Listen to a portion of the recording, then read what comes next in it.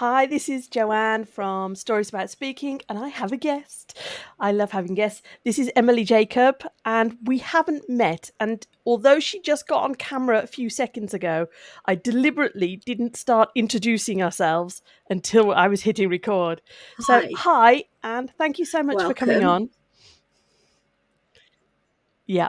Can you tell everybody a bit about yourself? Yes, I'm Emily Jacob. I'm the founder of Reconnected Life.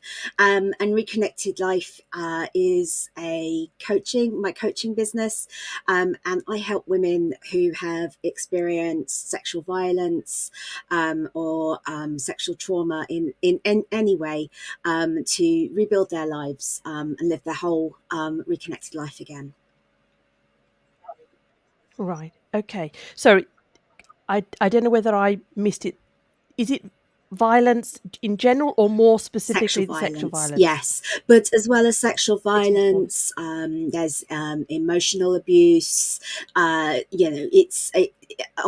a client might come to me and say, "But he didn't hit me," and that's doesn't. They feel that they don't deserve healing, but they do, and Yeah, there's a lot of that trauma was still consequences. real. So yeah, it's sexual violence and violence against the person, whether that be physical violence or emotional mental health violence of any kind. Right. Which is a pretty shocking area to be working Yes. in. So you've got to say how you got there. So I'm a survivor. And I went Hmm. through a healing journey that was quite bleak at times. Um, I fell down what I call the abyss several times, and when I finally crawled out, I didn't really trust my recovery, and coincidentally at around the same time I was training to be a coach. I was training to be a coach Okay. to help women in business. But as I was doing that training, and I did the full neurolinguistic programming training as well, so from practitioner to master practitioner and trainer, as well as coach training, I kind of felt that I was learning tools and approaches and ways of thinking that would have been so helpful to me back in those years. I Yeah. really feel like if I had known these things, I might not have been in that abyss for so long or kept falling into it. Oh, for so Um, long. Yeah. so I decided that I needed to niche. I went on a lot of business courses, and they all told you have to niche and choose your audience. And I decided it took a while. I had to get out of my own way because I didn't want to be defined by what had happened to me.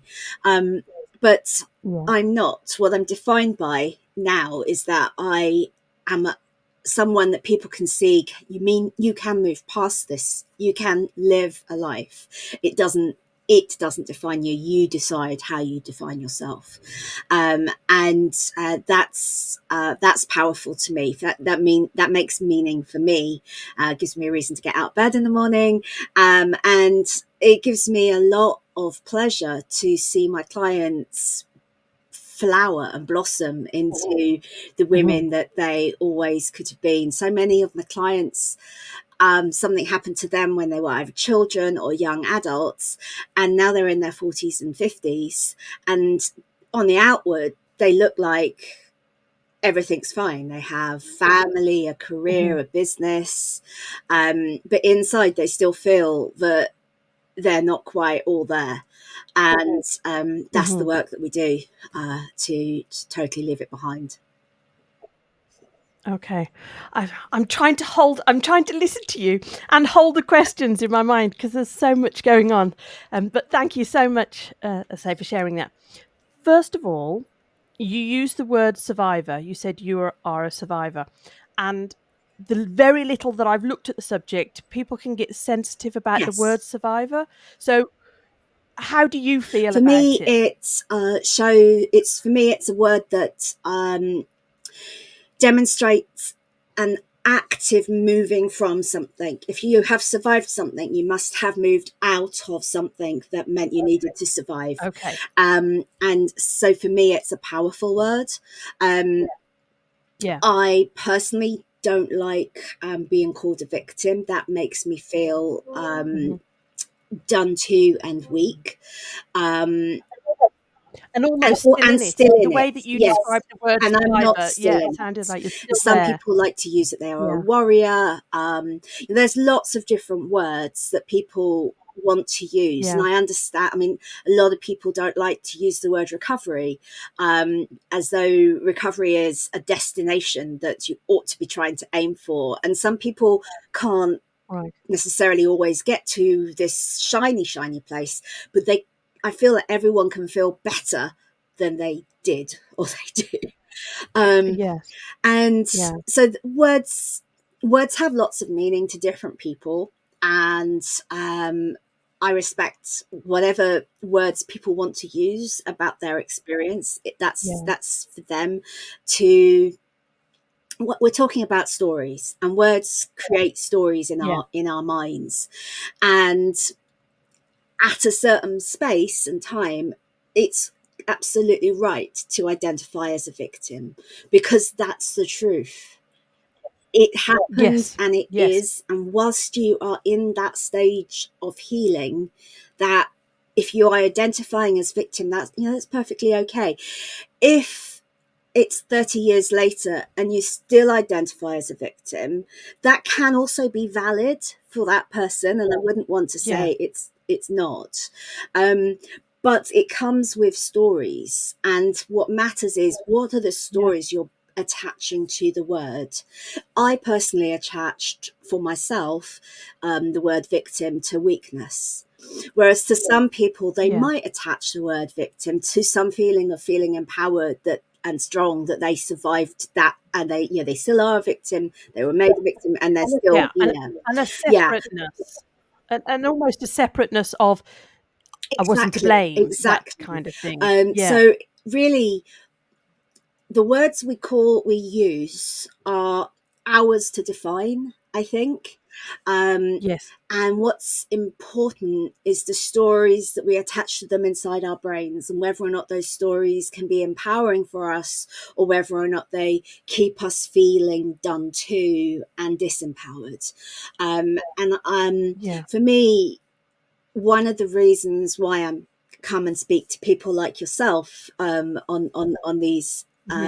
these interviews is, I think it's really powerful to other survivors to hear and see another survivor saying, you can get through this, it can get better. Yes. My story is one of post-traumatic growth, and I moved through disorder into, and it is, we're not disordered. It's not something going wrong in our brain when we are have post traumatic stress, despite it being called post traumatic stress disorder, where our brain Yeah. is actually responding in exactly the way that it is supposed to. I've heard this Um, before. Yeah. I love that distinction. Can you just say it again? Yeah.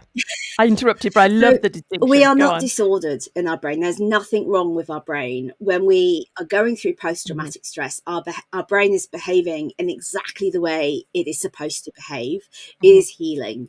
And it can feel disordered because night terrors come out of nowhere, panic attacks come out of nowhere. We can feel very uh, at the whim of something that we don't have control of in our brain, and that is Mhm. terrifying. You know, can be terrifying, but it is a Yeah. healing process, and it's the brain trying to make sense of what happened, and we can move through that into what I call growth. And I Mhm. think the growth part is a decision that we make of, are we going to step into the try to be the best version of ourselves, rather than feel that this thing happened and therefore we have to define ourselves in some way by it, if that makes sense.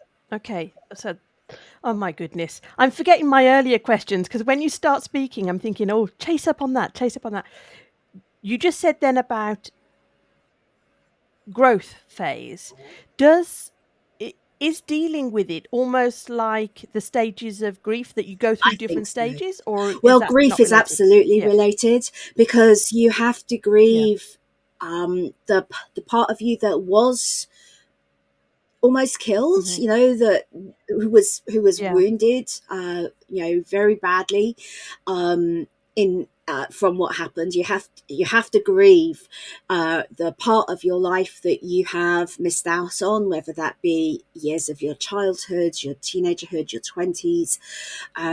For many survivors, it can mean not being able to have a family. There's going to be part of you that you need to grieve the loss of, and Hmm. um, the loss of your innocence, sometimes your naivety, your belief in uh, own good, you know, good things happening to good people, bad things happening to bad Yeah. people. You know, some of Yeah. these kind of psychological contracts that we can go through with life are shattered, and we have to grieve the loss of those things as well as then. So Yeah. we have to move through the phases of grief as well as move through the phases of healing. And I think grief is most Yeah. definitely a I know. stage.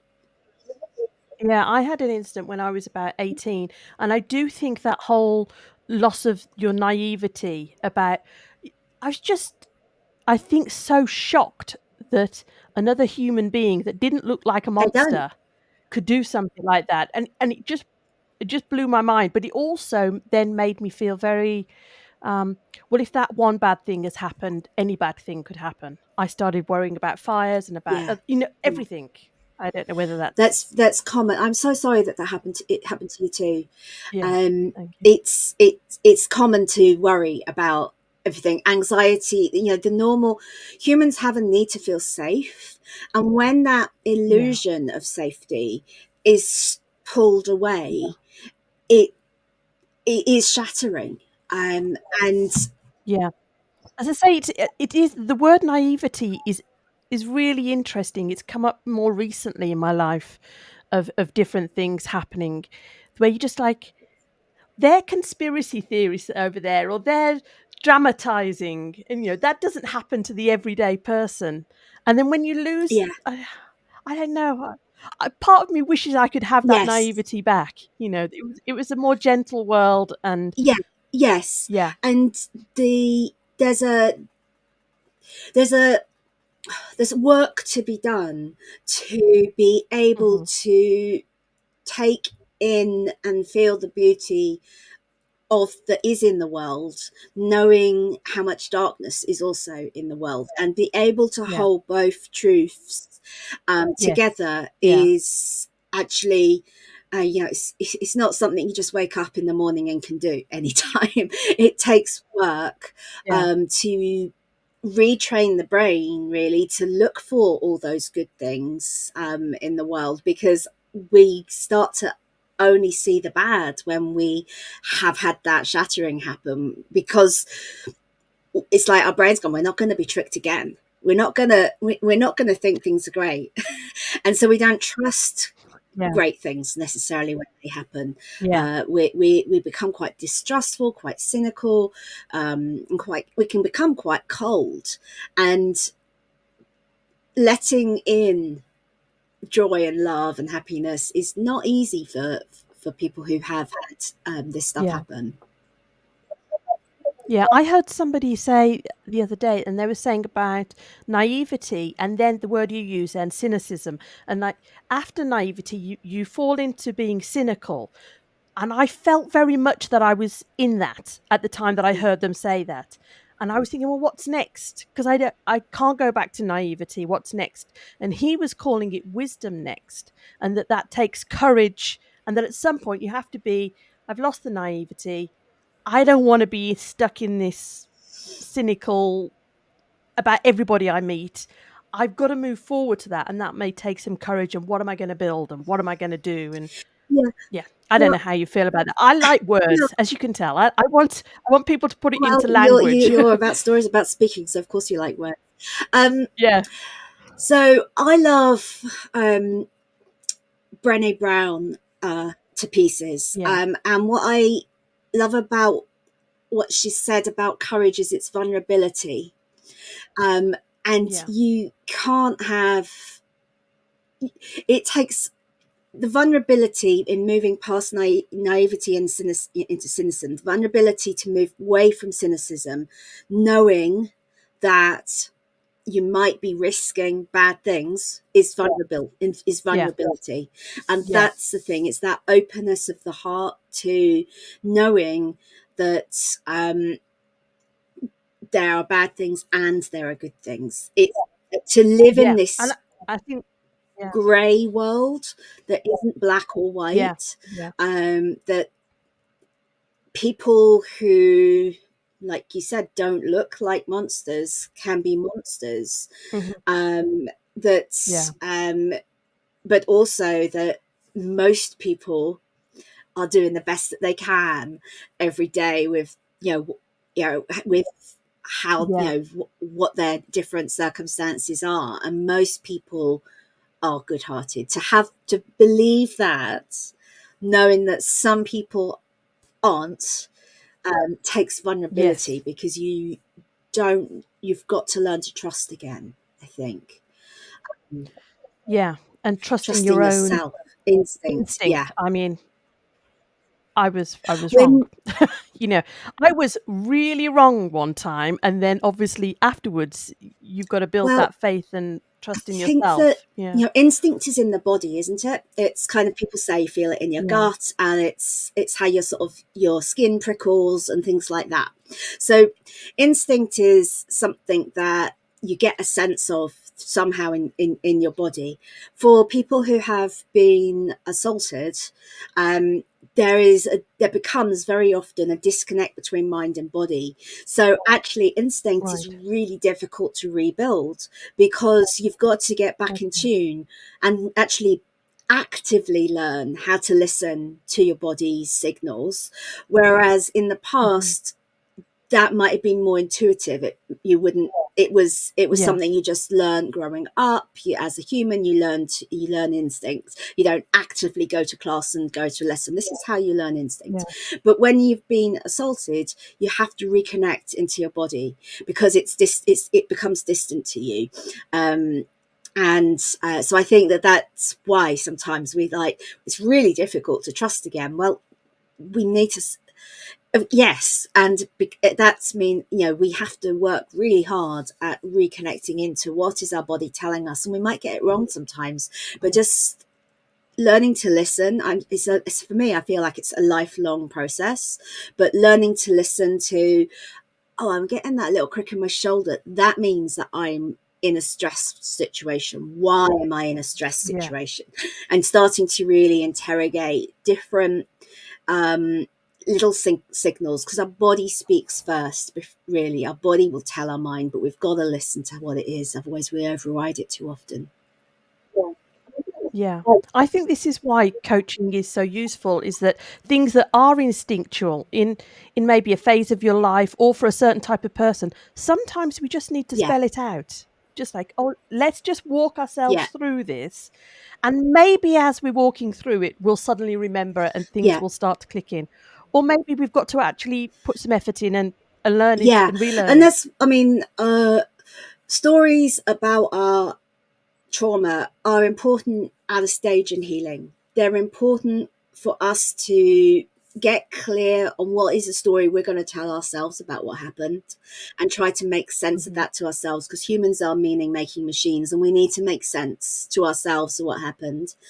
They're important to be validated. Validation of what happened is a really important step in healing. And after that, stories are actually less important in healing. What we don't want to do is reinforce the train tracks of the Yeah. neuroplasticity of reliving what happened. We want to help the body move out of living it, and Mhm. consign it to a memory instead of something that's happening in the present. And we can do that more with, that's why somatic healing and touching and getting into the body is Right. actually really, really helpful to understand the stories that our body's telling us. And that helps us to shift the trauma out of the cells. in the body. So I was thinking about stories and where stories are important. I think they're Mhm. important as inspiration, role models who you can see have gone, put it in the past, but Mhm. they're also really important to be validated, to be listened to, and for people who do disclose and they aren't validated, that can be just terrible. They can close up and never speak about it again, and keep it locked Yeah. inside. And of course, trauma will come out somewhere in some way. Um, Yeah.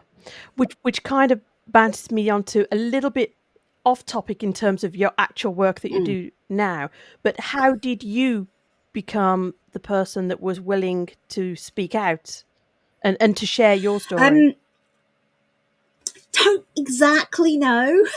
Um, I think Was it a secret or was it something that was no. just You known see, anyway? I okay. So initially, um, I guess I didn't keep it a secret. I did tell people. I was trying to make sense of it and make it be like a bad movie that I'd seen in the past. And some part Mhm. of me kind of thought that if I told people enough, if I told it enough, it would become just a bad movie. It Okay. didn't. I found a lot of what's the word? Um, it helped me to write, and I blogged Okay. under a pseudonym and got things Okay. out there, and just being able to put things out into the ether, it seemed to matter to me to get it out rather than to just have it Yes. on a Word document. But Mhm. I would do bad poems and rants and things, and it just felt really cathartic to be able to do that. Yeah. So that was always part of my healing journey. At work, I initially told somebody and then lost my job because I was told that they weren't renewing my contract because in the future I might not be reliable. Um, and so Mhm. that kept me in other jobs like not telling people, and it felt Yeah. like a dirty secret that I had to put away, and I would be having panic attacks getting to work and in a toilet, and I felt really like exposed because nobody knew. I thought, what do people think? Yeah. And eventually I did tell, um, and left shortly after. And started my own business. Mm. So why did I start to? I guess I 'Cause I that's one I thing. was I mean, I became part of my healing was anger and activism. yeah. And I marched at Slut Walk, and that was really, really cathartic. And then the next one I spoke at Trafalgar Square, and that felt amazing. I think I was right at the end, and hardly anybody was there anymore, but it just felt amazing to be able to stand and speak out and feel like I had become an empowered version of my broken self. At that time, I was still broken. And so I guess when I started to do this as coaching, I felt that I do need to speak out, and I purposely made it part of what I did in the early days. I kept the activism going. I worked, I did a documentary for Channel 5. I worked with the Independent on a series on life after rape. It's life after sexual violence. I can't remember what they called it. I would write Yeah. in Huffington Post and Metro, and so I did a lot of that work too, and I felt it was really important to be able to showcase almost that anything's possible. You don't need. It's not something to be ashamed of. It the Yeah. perpetrator is the person who should be ashamed. We aren't weak, we aren't fragile, we're human beings. And then Me Too happened, of course, and it was Yeah. it that kind of brought out a wave of more people being able to speak up. I think it's a privilege to be able to speak out on these things. for too many survivors, they actually can't. It's somebody in their family or their friend circle, colleague at work. You know, it's very often, it's very rarely the stranger, and so actually speaking out about it has repercussions that ripple through can tear apart their entire social fabric. um, um, you know some people in precarious employment positions, they might not be able to speak out about their employer. They might lose their jobs. So I do think that being able to speak out is a privilege, and I'm kind of proud to be able to do it on behalf of those people who can't. Yeah. Um, yeah, I have nothing to lose Yeah. by speaking out. I have it's my own business. No one's going to fire me. My partner knows it wasn't somebody in my family or friend circle, so it's safe for me to do so, and I think that's important for if anyone's feeling that, oh my god, I really ought to speak out, but the buts Yeah. are important, and they're not. The The details details and the matter, I context think, don't really they? Yeah. matters. And Yeah. I really don't think anyone should ever be forced to do. The whole point is we want to regain control. Control is and Yeah. consent is so important. No one should feel under pressure to do anything in their healing journey. Is their healing journey, and it takes the time that they want it to. It doesn't take, sorry, it doesn't Yeah. take the time they want it to. They take the time they want to do what they want to in Yes. that journey. Yeah.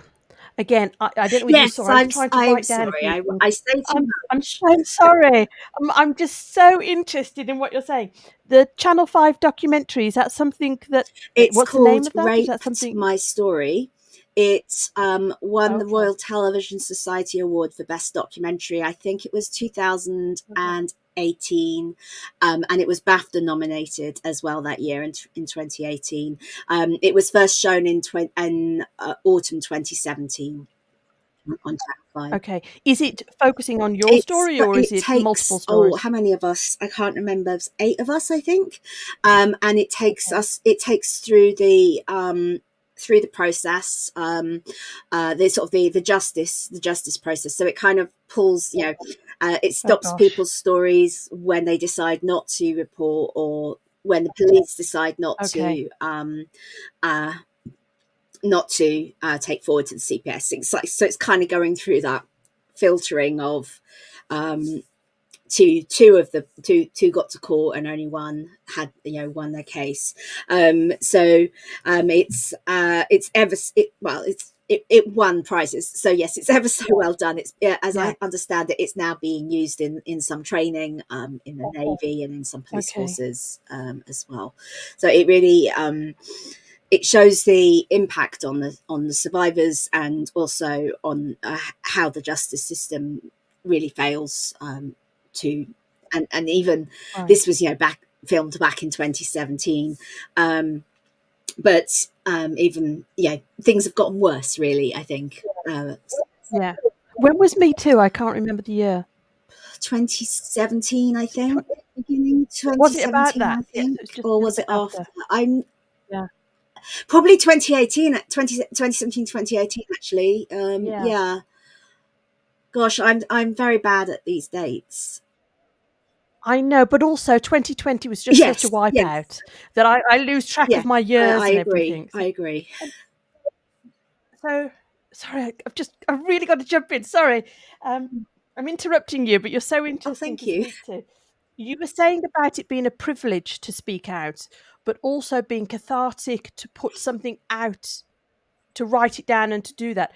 W- what prompted you, or were you coached at any point in that? Or is that just, oh, I feel a need I, to be a bit more public? um, Or, well, the writing was under a pseudonym, so um, yeah, but I I guess I've always been a person who processes things through words. So for me, writing was really yeah, important.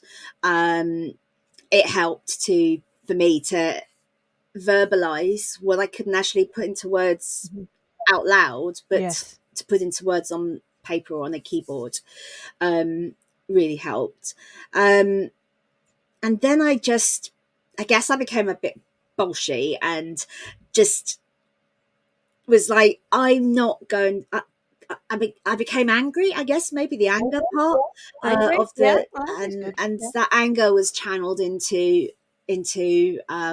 writing publicly for Yes. on the topic. And I'm not somebody who likes speaking occasions, but I got asked, and when I get asked to do things, I'm learning to say no to things now these days. But Yeah. yeah, that's also a process, isn't it? Yeah, I just think it's fascinating that I'm looking at the moment about calling, about what you're called to do. And you may not feel that you have the skills or that you're the right person to do something, but something is pulling you in that I direction. guess I kind of I don't think I believed this. Growing up, I'm not really sure. Um, it's all a blur, really. But I am a person who believes that the reason to be on Earth, my reason to be on Earth, is to leave the Earth in a better state than I found it. So Mhm, I try to do the best I can. And mhm. at the moment, the best I can is being translated into helping other survivors to feel better about their lives. Um, Yes. I don't know how that might evolve. I have no, big dreams of um, Mhm, doing more than that. At the moment, I work with charities, and I'm really, really proud of that mhm. part that they've taken my online self help programs, and they are Okay. giving that to people who are on their wait list or in counselling. And I'm really, really proud that I can help hundreds, thousands of people who never meet me, who never come to me for one to one help. Yeah. Um, I have my one to one clients. I love the way I can see them, that connection with them, Mhm. to see how they move and shift in the way they think about themselves. And those things drive me at the moment. Um, so Yeah. yeah, does that answer that question? Yeah. I was talking to my cousin the other day who's, a well-being coach, and I said, "I completely underestimated how fulfilling it would be for the person that's doing the helping." I thought, I suppose at the time, that I was being a bit of a drag in terms of I need help. And does that reaching out and asking for help? I had no idea how satisfying it would be to watch Oh, them shift, and you it's see it in their everything. When face. people And say to me, "Well, that's a bit of a yucky topic. You must be really, how do you yeah, deal with it?" Well, I deal with it because I see people moving into happiness, moving into joy, letting go of past beliefs that were really not serving them. Um, uh, yeah, I mean, when I work with women who've been carrying this for 20, 30 years, there's a shame they carry. They are blaming mhm, themselves. That shame, that self blame, um, train track in the brain just is really it's harder to let go of than the trauma itself. And yeah, when I see them let go of that, I mean, too many women are experience sexual violence of some kind. The UN says 1 in 3, and that's excluding rape as a weapon of war, which is widespread in so many countries of the mhm. world. Just imagine how unstoppable 51% of the population would be if this stuff didn't happen to us and we weren't caught up in self-blame and shame cycles. uh, Yeah. It was interesting. Sorry, it was interesting with the Me Too.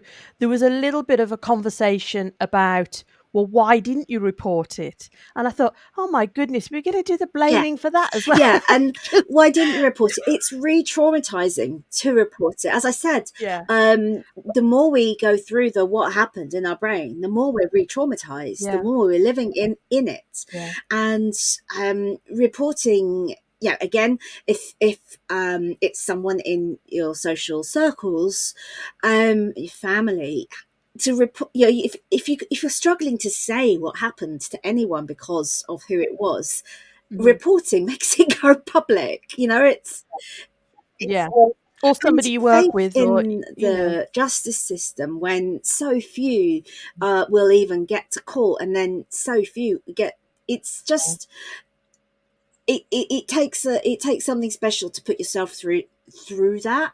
I did report, yeah, but now I've been through that. I'm not sure if I'd had that knowledge, I would have done it again at that time, because I was fragile, yeah, and I was made more fragile through that process. Um, for some people, right, it's really empowering, and that's all they need to do is to go and yes. do it. There's But just no way to it's know, is such there?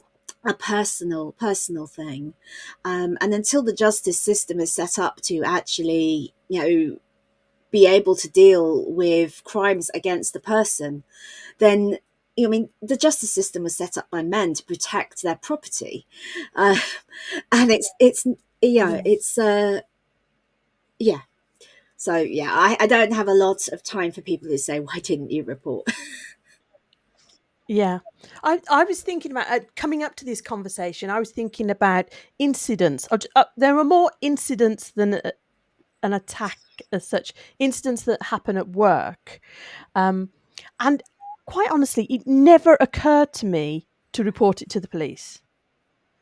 And only and say it's decades later now, but at the time it was reported to HR. Everybody knew what happened. It was made clear to me that he was more important to the business than I was. And the deal was if I have to walk through a room with him in, I should be accompanied for my safety. And that was exactly what I was told to do. And you're like, but what's fascinating to me is that it never crossed my mind to go outside of the business to report to anybody else. Maybe just the times No, difference, or do you think that's I still th- I happening? think Or that is still happening. I do hear yeah, of those kinds of examples still happening, but yeah, I think perhaps the internet, we didn't necessarily have it yeah, when we were. I didn't have it going through. Yeah, social media was really only didn't explode really until the last 10, 15 years or so, I guess. Um, it certainly wasn't really there when I was first attacked. yeah.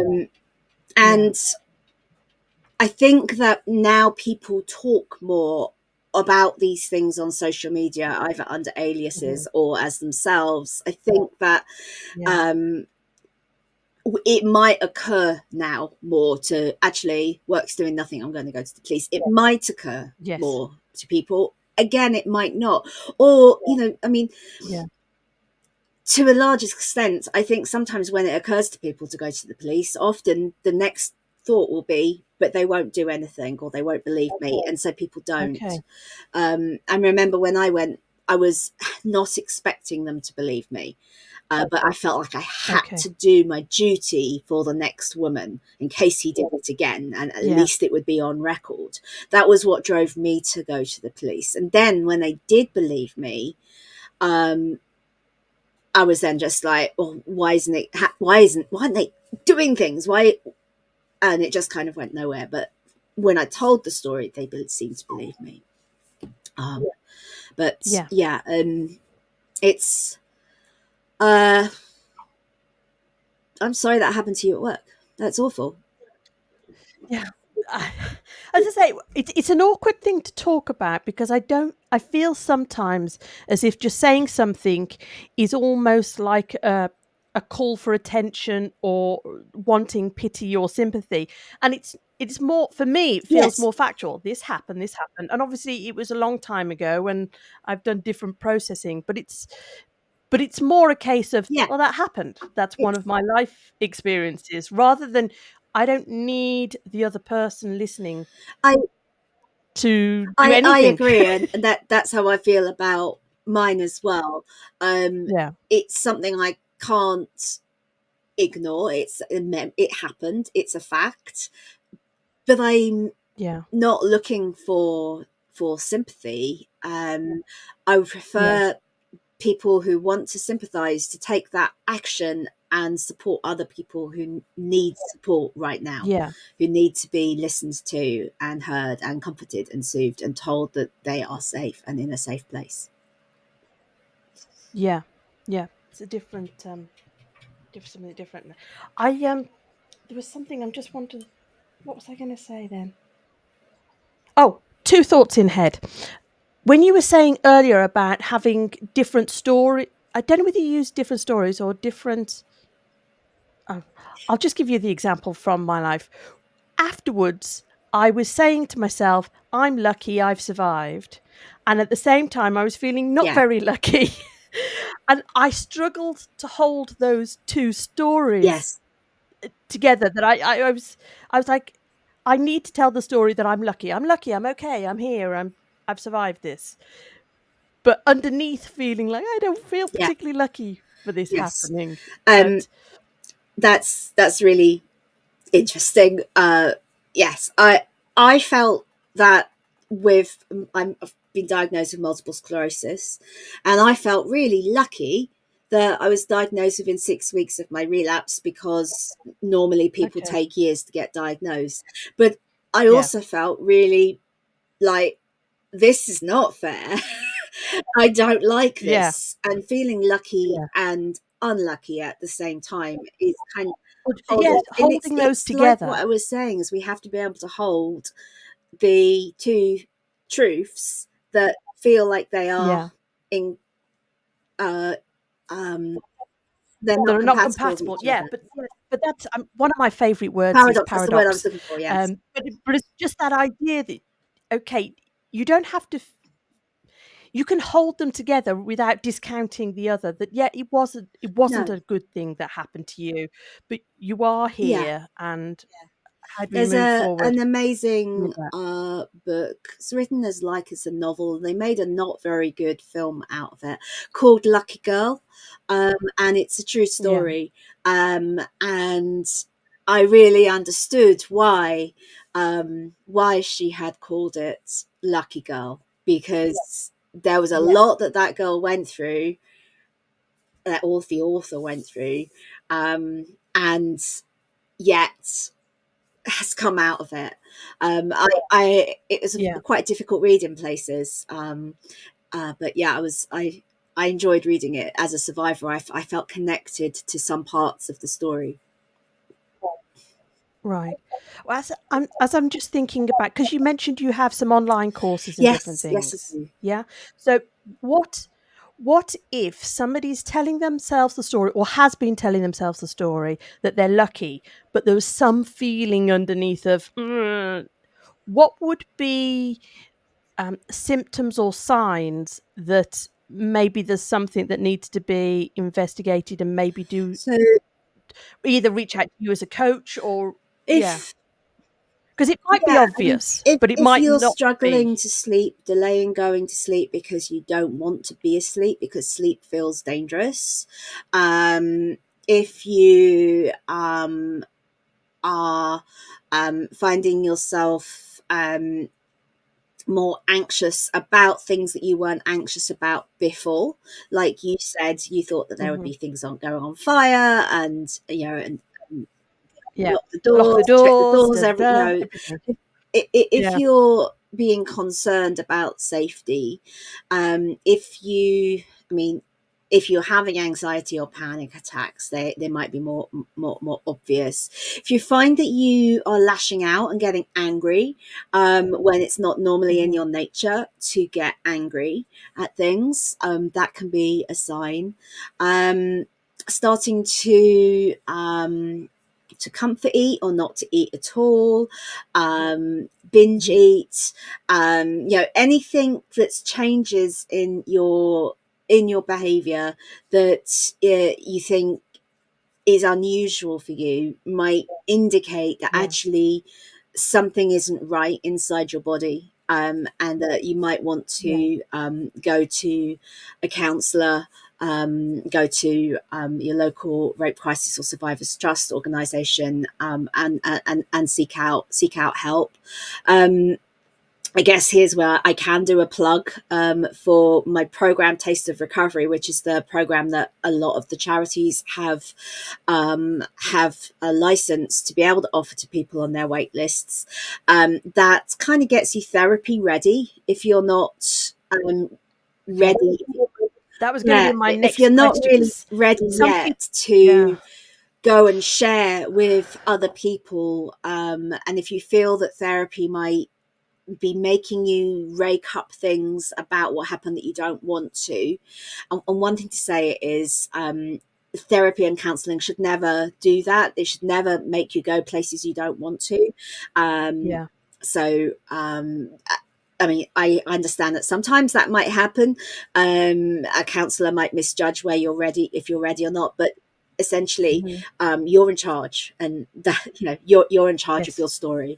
But if you're wanting to get therapy ready, Taste of Recovery will explain to you some of the things that are happening in your body, in your mind. How you responded during was, very natural, and it's how the Yeah. brain, it keeps us alive. And it will walk you through some ways that you can help yourself identify, pull out of panic attacks, and start Mhm. to build some habits that will help you to feel stronger in the world. So yeah, that's available, or that's the place. Yeah. We'll be That's putting the all place your to start. links below. I'm There's assuming that's on your website. also a Yeah. free community as well. I have a survivors supporting Okay. survivors community on Facebook, which is absolutely free. Yeah. And as I said, some people can't speak about what's happened to their friends. I think it's something like Mhm. 28% of people will not divulge what's happened to anyone. Um, Yeah. and if you're feeling very isolated, that's a not good place to be, especially since Yeah. healing really happens in community. We really need to, we need a foundation of support system around us. And if you don't have that, it's really, really isolating, especially since, as well, this is very much a taboo topic. Even if you do have it, your friends who are trying to be supportive might not really understand how to help and what to Yeah. say. In the community, everyone understands. You don't need to explain yourself. Yeah. And yeah, it's a beautiful thing to see other, survivors supporting survivors, and the amounts of compassion and understanding from people in there is just amazing. So yeah, that's absolutely free. That's amazing. We're jumping on in time. Is there anything that I haven't asked you? I've been so inquisitive. I'm sorry. Um, I just every time you said something, I was like, "Oh, well, I I've didn't got more have a list of It's things I so wanted to fascinating." say, so I think I don't think there's anything else. Um, Yeah. yeah, I just want to, yeah, I guess I just want to say, um, healing happens. It doesn't just happen with time. We do have to put work into it. Um, Mhm. at times we don't feel like we have the energy or the capability to put that work in, and that's okay. That's when we have to rest and regroup. Yeah. um but then we go back and we try again. I'm often reminded of, and I guess this is just a story that um stays with me, because one time in school I played the spider, um, but Robert the Bruce, and watching the spider try again, and um, Okay. I think that is the key to resilience. Really, Yeah. is actually when we're down, we get back up, rest, Yeah. regroup, we kind of let ourselves do any grieving we need to do, let ourselves move through any anger we need to, and then we kind of say, okay, what do I need to feel better? what do I need to Yeah. heal, and do that work. And healing does Yeah. happen. Neuroplasticity is amazing. We can, rewire our brain to feel stronger, and to put what happened to be just a memory, a scar, not an open wound. Um, and Yeah. that's the critical thing, is moving it from open wound to scar. Yeah. And can I just re-stress what you just said there about try again? Because some people may have reached out to somebody, or they may have even had some Yes. therapy.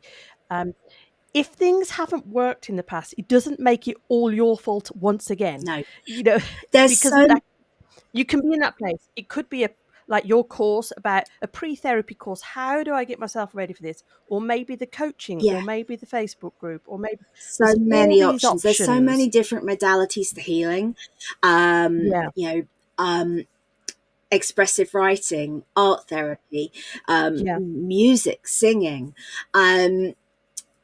theatre. So many things which actually you don't necessarily think of Yeah. as therapy are Yeah. healing modalities. And your healing is as unique as you are. And Yeah. how, what what way might that what helps you might not be what helped me, what might not be what helped another person.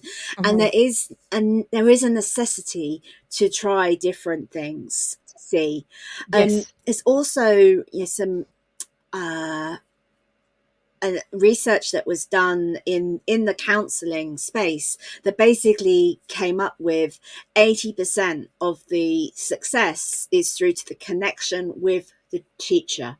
So it didn't matter Yeah. what kind of Yeah. counseling people were having, it mattered whether or not they had that rapport and connection with the person Yeah. delivering that healing. Which means that even if you've tried one kind of thing, it Yeah. might not be you need to try a different kind of thing. It just might mean you need to try a different person delivering that thing. So Yeah. Yeah. it's like It overwhelm for yeah. people. Of course, where do I go to next? What do I And try they're next? Spend fragile so and much yeah. money on this and so much money on that. So it's very, Yeah. very difficult to find the right thing for you.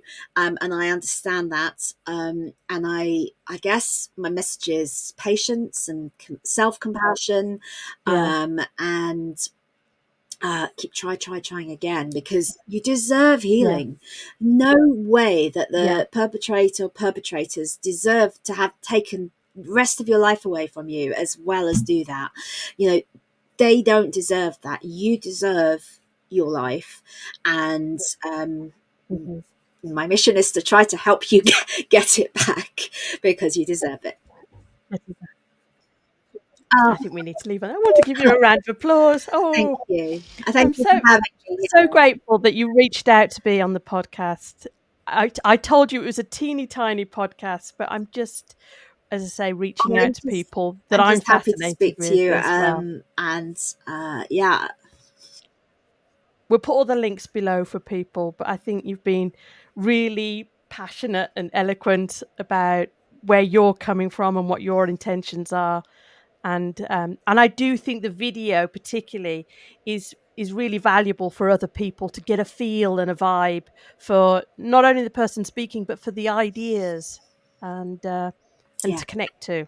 And hopefully somebody listening will say, it's worth another try. yeah, It's yeah, worth, yeah, absolutely, yeah. absolutely. Thank you. Anyway, I'm going to Take care, thank Joanne. you. Bye Bye. bye.